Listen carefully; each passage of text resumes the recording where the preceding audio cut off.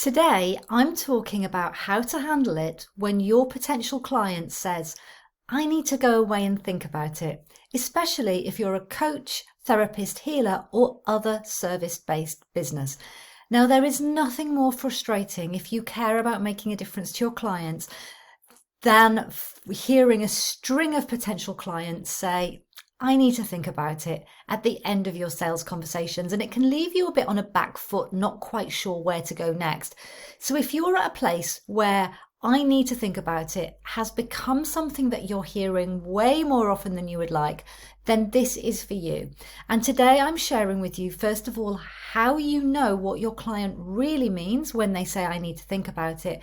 And once you've identified what they really mean, then how you take that conversation forward to help them make a decision about working with you, and also what you can do to avoid those awkward, do I follow up or don't I moments. I'm Watkin of Selling from the Heart, and I teach heart-centered business owners how to enroll more clients and grow their businesses without resorting to manipulative sales or marketing techniques. So the first and most important thing you need to get clear on is, what does I need to think about it actually mean when your client says it at the end of the sales conversation? Now, when they say that, they're usually saying one of three things. Number one, they're saying, no, thank you, but I'm too polite to say no to you right now.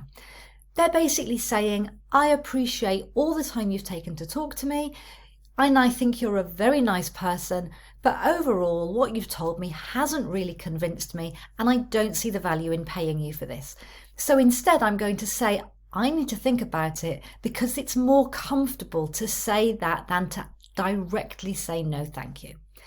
The second thing they might be saying is that they have some sort of concern or worry or fear.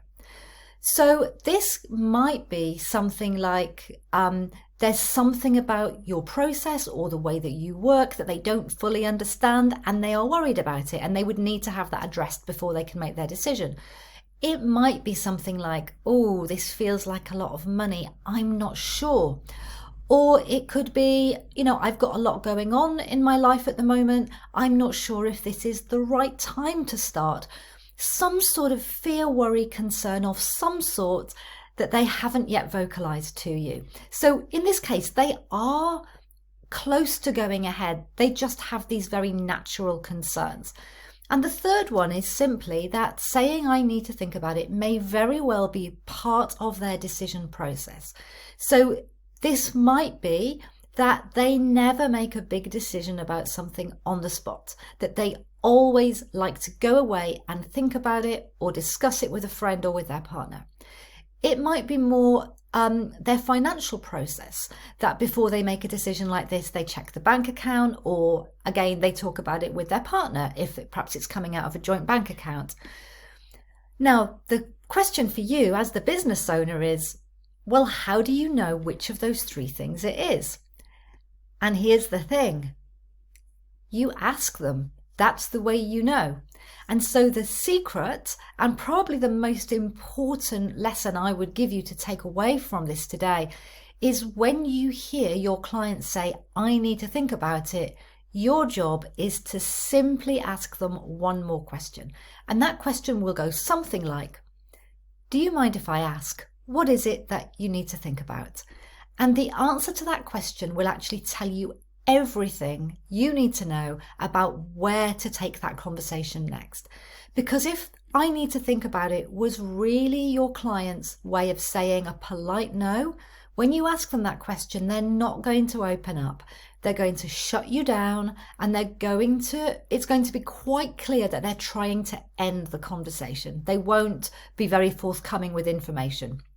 However, if it was one of the other two categories and they're genuinely interested in going ahead to work with you, but something's getting in the way, then 9 times out of 10, they are going to tell you exactly what that thing is, either what's getting in the way of the decision or why it is they need some more time. And now you will know where to go next. And you will do either, or sometimes you'll do both of these next two things. First, you may overcome any concerns or resistance that they have. So this is where you will go into a deeper conversation. It might be that there are elements of the process that you're going to take them through in your work that you haven't fully explained, that's caused some concern for them, and you just need to go into that in more detail and reassure them that you've helped lots of other people in the past. Or this might be around coaching them around any fears, resistance they have. For many people in the business of helping others with change, there can be fear of change itself. So there can be an element of coaching and supporting people through that decision. This could be simply helping them make that decision. For example, if somebody's not sure if now is the right time, then that's a conversation for you to have together. Is this the right time for them to get the most out of this work?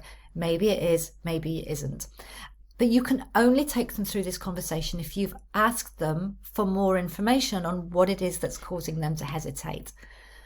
The other thing that you will do, if they genuinely, so by doing number one, overcoming and helping them overcome any concerns or resistance, you very well may bring your client to a decision during the conversation that yes, they are going to sign up today and work with you. However, if they have a genuine reason, valid reason, for wanting to go away and think about it, and their own feeling that that's what feels right for them is a valid reason, no matter what some sales teachers might tell you, this is where you would acknowledge their reason for going away to think about it, providing you agree with it, of course. You know, sometimes you serve your client best by challenging them a little more and exploring things a little more, but provided it makes sense and, you know, then you would acknowledge their reason for going away. But then the important thing here is that you would schedule the time when you're going to speak to them next. You basically create a bridge from today's conversation to the next conversation. And this way you both know when you're speaking next. And importantly, you are not left wondering what's happening and, you know, getting tangled up in knots about whether to follow up with them or not. Now, there's another really important point to make.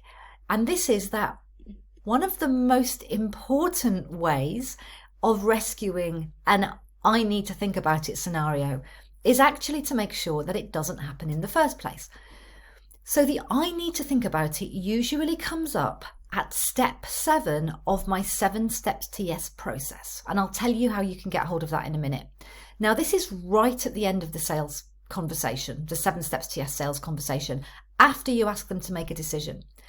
So the secret to avoiding I need to think about it is to conduct steps 1 to 6 really well in the first place. And the step where all the magic happens is step 6, present your solution, because if you have done steps 1 to 5 well, and you do step 6 very well, this is where your client will get what I call the internal yes. And this is where they get their own internal feeling that goes something like, oh gosh, I think I really want to do this. Now, they might not tell you that at this stage, and they might still have concerns or fears or want to sleep on it or need to check they can afford it. But that internal yes is the secret to I need to think about it being genuine rather than just being a polite way of ending the conversation. So I hope you have found this useful today. And if you'd like to learn more from me and learn my 7 steps to yes process, you can sign up for a very short video training series at sellingfromtheheart.com/7 steps. You will also find a link to that in the description below. And if you liked this video and you'd like to learn more from me about how to sell as a heart-centered business owner, please do subscribe to my channel, where I'm releasing regular videos to help you enroll more clients and grow your business without compromising your values in the process.